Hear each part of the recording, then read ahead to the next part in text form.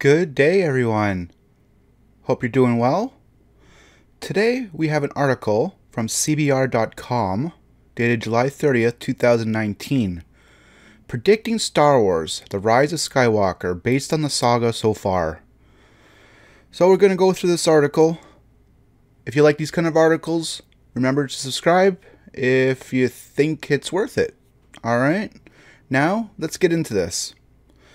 A long time ago, in a galaxy far, far away, there lived a family whose saga was coming to an end after 40 years, 3 galactic civil wars, and 2 masked Dark Lords and 1 legendary composer. Disney is keeping fans in the dark for Star Wars: The Rise of Skywalker. They only unveiled the Red Sith Troopers, 2 tie-over comic book series, and some visual guide companions at Comic-Con International in San Diego. Almost everything else we know is based on rumors, leaks, and thanks to J.J. Abrams' Vanity Fair interview, fairy tale literally theory. J.J. Abrams and Daisy Ridley have said in the past that we can expect a hopeful fairy tale for the final episode of Skywalker Saga. Taken at face value, this means it should be possible to apply fairy tale tropes in The Rise of Skywalker and guess its plot points and predict its ending. The quest and the haunted place. Generally speaking, every fairy tale and Star Wars movie is built around an initial quest that then morphs into something else as the hero progresses. If the final scene of The Last Jedi, a Force-sensitive slave child holding a broom and wishing upon a star just like Cinderella, is anything to go by, our hero's initial quest will be to locate and save any potential Jedi before the enemy does. On the dark side, the Knights of Ren have been on their quest for the last 2 movies, tracking down Darth Vader's relics, just like Galahad, looking for the Grail. This sets up the dark side of the Force quest perfectly, and comes in handy for this article. Cursed items are a key fairy tale trope, and cursed castles are a perfect place to find them. And what castle could be more cursed than the Fortress Vader on the lava planet Mustafar, whose concept art was leaked a few weeks ago, and contains an exciting array of dark resurrection and eternal life-related artifacts.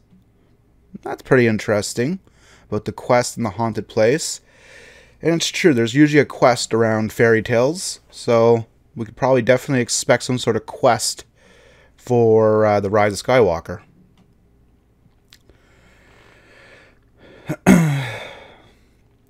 Rise, by the way, is another word for resurrection. What about the now haunted forest moon of Endor, where parts of the Death Star 2, it could be a dark castle, crashed, along with the body of the Emperor, and that Finn, Poe, and Rey are staring at in the trailer as Palpatine's laughter rises over them. Here are some of the major fairy tale beats we should be looking for, according to the rules laid out by the Fort Clois Vladimir Prop. Return home. Kylo Ren is home as the supreme leader of the galaxy. Rey has found a home with the Resistance and maybe someone else. Finn, the most human of the heroes, could find their literal long-lost home and family. False hero. These work perfectly for both the hero and the villain quest. If the Force user's children are hidden, they will be unrecognized. Similarly, most of the villains in The Rise of Skywalker are wearing masks that obscure their real identities. The Knights of Ren, the new Sith Troopers, the regular Stormtroopers, Kerry Russell's bounty hunter Zori Bliss, and even Kylo Ren has repaired his mask. The chances of someone using this masquerade to pretend to be someone else are very high, especially on the First Order side, and particularly if J.J. Abrams is looking to establish parallels between movies. Padme Amidala disguised her handmaidens as queens and herself as a handmaiden. That was her key defensive move in The Phantom Menace. Han and Luke dressed up as stormtroopers in Episode 4, A New Hope. Why shouldn't their villainous descendant, Kylo Ren, play the same move? Pursuit.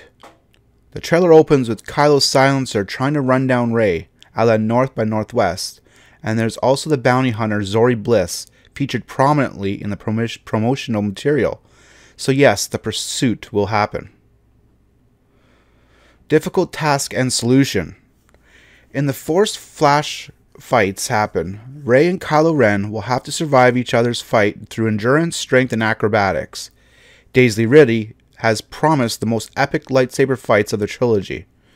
There's also the difficult task of defeating Palpatine, who's already dead, a riddle for the ages. See, this is what I'm looking forward to, is the lightsaber battle. I love lightsaber battles. I try to emulate all the lightsaber battles, so I'm really looking forward to this one. Transfiguration. The hero and heroine receives a new appearance due to aging, the magical regrowing of a new limb, or the result of his or her past trials. This might also be a rebirth of sorts, or a metamorphosis into something else that allows them to defeat the main villain of the story. In Revenge of the Sith, Anakin's eyes first change, and then his body is destroyed and rebuilt. In Return of the Jedi, after defeating the Emperor, Luke removes his father's mask and shows his true face. A massive and dramatic change would be either for Kylo, Rey, or both, to completely lose their Force abilities as the only way of defeating the Emperor. But that's just pure speculation and based on what transformation would be the hardest to accomplish. Punishment and wedding. So this being a Disney movie, we can be pretty sure that Palpatine will be defeated, and that there'll be a massive celebration of some sort at the end of it, like the Ewok rave, but bigger. The wedding itself is a bit more controversial. Although the movie's the novelization, the Cave Jedi Yin and Yang mosaic, and the sizable Reylo community has been hinting at a romantic connection between Kylo Ren and Rey. This wedding could also be a celebration of every person in the galaxy. From a structural point of view, it's interesting to note that every episode of the prequel and original trilogy ends with this wedding or celebration scene. Attack of the Clones has a literal wedding. Revenge of the Sith ends with Owen, Lars, and Beru looking at the twin sons as a young couple. And even The Empire Strikes Back ends with Luke hugging Leia and facing the future together. However, neither The Force Awakens nor The Last Jedi have this last celebratory scene. The Force Awakens ends with a cliffhanger, Rey, the heroine, meeting Luke, the mentor, while The Last Jedi ends with a Force-sensitive slave child looking at the stars, which suggests that the creators have been saving this incredibly celebratory scene for Episode 9 on purpose. Now, one thing is, I definitely hope that Kylo and Rey do not get married. I'm not into the Reylo relationship.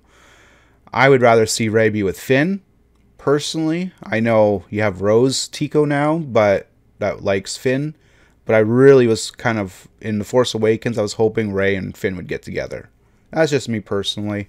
But definitely not Kylo and Rey. Hellish desert to planet paradise on Earth. Finally, there are 3 confirmed planets where the characters will physically be, not hallucinate or force flash travel for a fight. Pasana, which is a desert planet like Jakku. Kijimi, which is covered with mountains and dusted with snow. And Endor's moon, which used to be covered in green forest and Ewoks, but now seems pretty stormy to say the least. These 3 planets follow the desert snow planet triple pattern of previous trilogies and suggest the protagonists, if they on a hopeful note, as Abrams and Ridley have promised, will be moved from a dead place where nothing grows, Finn's First Order dreadnought, Rey's Jakku, to a thriving, lush garden. Another trope of fairy tales, Rapunzel, the Snow Queen, Sleeping Beauty, and essentially mythology, Hades and Persephone, Osiris and Isis, any Bible desert story where people survive. A green planet would also rhyme with the place the saga started, Naboo, and where it ended the last time, Endor Forest Moon, making a fantastic homage and inspiring return to paradise full circle.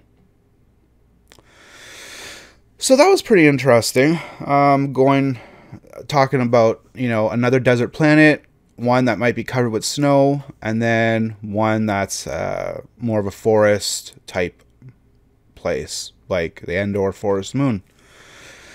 Yeah, we see that quite often, so we'll definitely be expecting that. So what do you guys think about if it's supposed to be some sort of fairy tale thing on the saga so far, what do you think would happen? Hopefully, again, there'll be a pursuit, a big lightsaber battle, or maybe a couple, and a big celebratory scene at the ending. That's kind of my thing of a fairy tale thing that hopefully will go on. So let me know what you guys think, alright? So, take care, and have a great day.